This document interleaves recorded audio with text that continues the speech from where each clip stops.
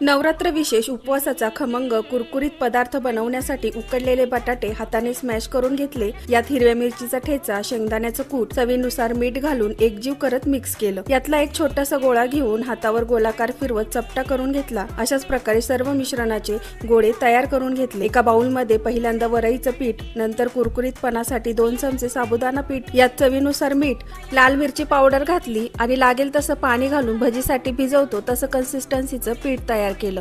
नंतर यात पाव चमचा सोडा आणि तेलाचं थोडं मोहन घालून एकजीव करत मिक्स केलं। या पिठात आता बटाट्याचा जो गोळा बनवला तो घालून छान कोट करून घ्यायचा आणि लगेचच गरम तेलामध्ये हे वडे सोडून घ्यायचे। मस्त छान लालसर रंगावर कुरकुरीत तळून घ्यायचे। मिक्सरमध्ये ओलं खोबरं, शेंगदाण्याचं कूट, मिरची आणि पाणी घालून चटणी तयार करून घेतली। इथे तयार आहे आपला उपवासाचा खमंग कुरकुरीत असा बटाटा वडा। रेसिपी आवडल्यास लाईक, शेअर करा आणि चॅनलला सबस्क्राईब नक्की करा। धन्यवाद।